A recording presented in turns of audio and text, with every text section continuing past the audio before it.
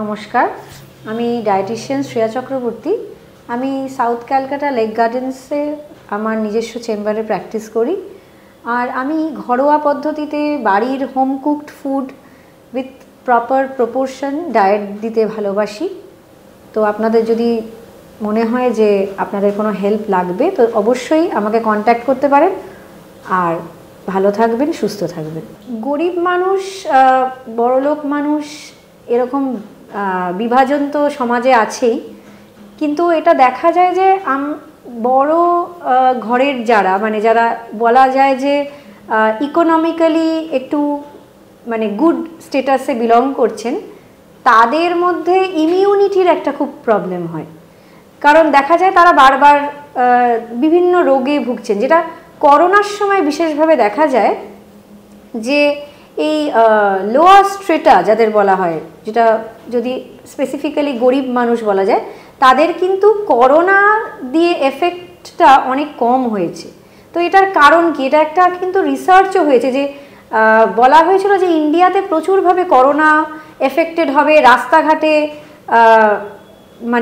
মরা পড়ে থাকতে পারে, কিন্তু সেটা কিন্তু হয়নি। স্পেসিফিক্যালি সেটা তো হ্যাটস অফ টু ডক্টরস, তারা প্রচুরভাবে খেটে আমাদের সুরক্ষিত রেখেছেন। কিন্তু তাছাড়াও বলা যেতে পারে যে এই সব যারা লোয়ার স্ট্রেটাতে বিলং করে তাদের কিন্তু তারা কম এফেক্টেড হয়েছে। প্রচণ্ড কাছাকাছিভাবে তারা থাকেন, একটা হয়তো অতটা কমফর্ট অফ লাইফ তারা পান না, কিন্তু কেন তাদের স্বাস্থ্যটা ভালো থাকে? তো কী পুষ্টি তারা এমন নিচ্ছেন যেটাতে তারা অনেক বেশি ইমিউনিটিটা তাদের অনেক বিল্ড আপ হয়ে যাচ্ছে। তো সেই বিষয়ে আজকে বলবো। সেটার কারণ হচ্ছে তারা এমন কিছু তাহলে জিনিস খাচ্ছেন যেটাতে অনেক জিনিস যেগুলো হচ্ছে এই রিচ পার্সনরা তারা হয়তো সেগুলো খাচ্ছেন না, ফেলে দিচ্ছেন। তাহলে সেগুলো কি?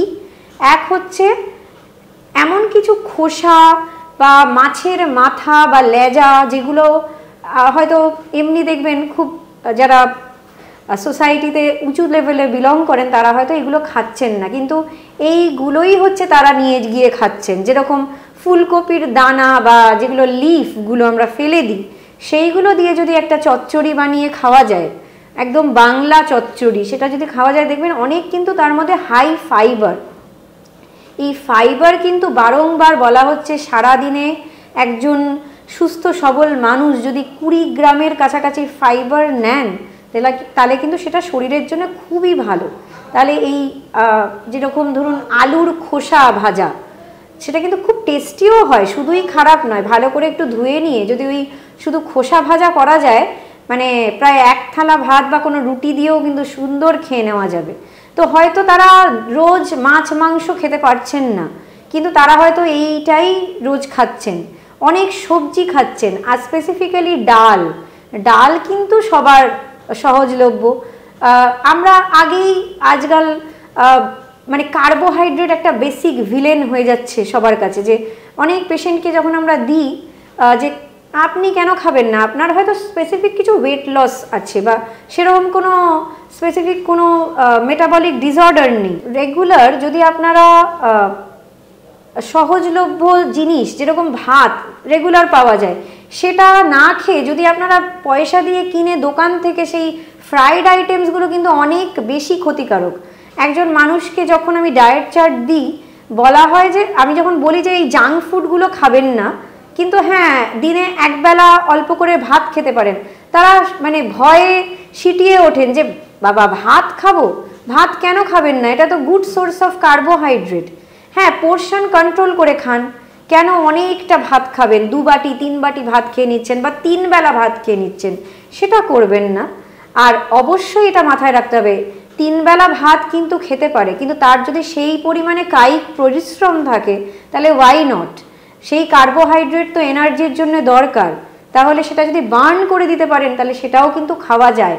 কিন্তু একজন ইকোনমিক্যালি গুড স্টেটাসের মানুষ, তার কি অতটা কায়িক পরিশ্রম থাকে? যদি না সে ততটা জিম করছেন, বা অতটা কি জিম করা যায় যদি আরও ডেলি অ্যাক্টিভিটি না থাকে? তো সেই জন্যে এই ফাইবার রিচ ফুড খান, যেগুলো ভেজিটেবলসের মধ্যে আছে। আর হয়তো সবসময় তারা ফল পাচ্ছেন না, কিন্তু রেগুলার যেগুলো ইজি সহজলভ্য ফল হচ্ছে শসা, পেয়ারা বা কলাও হতে পারে। তো এগুলো যদি খাওয়া যায় ভালো, বা একটা ডিম, এগুলোও কিন্তু অনেকটাই উপকারী। যদি রেগুলার এইভাবে ডায়েট রাখা যায় তো ওয়াই নট। সেই জন্য হয়তো তারা রেগুলার অনেক বেশি কস্টলি আইটেমস নিতে পারছেন না, কিন্তু দেখবেন তারা এই মাছের মাথা থেকে যে পুষ্টিটা rich in omega 3 fatty acid বা মাছের তেল তারা তো কায়িক পরিশ্রম করে ঝরিয়ে ফেলছেন। তো সেই জন্য তারা যদি এটা খান তাদের কিন্তু সেইভাবে ক্ষতিকারক হচ্ছে না শরীরের জন্য। তো এটা কিন্তু মাথায় রাখবেন। আর এইগুলো হয়তো ফেলে না দিয়ে রেগুলার যদি সেইভাবে মানে চিচিঙ্গার খোসা বা লাউয়ের খোসা এইগুলো বা লাউয়ের জুস এইগুলো যদি খাওয়া যায় কিন্তু দেখবেন অনেক শরীর স্বাস্থ্য ভালো থাকছে, আপনারা অনেক ভালো করে জীবন কাটাতে পারছে।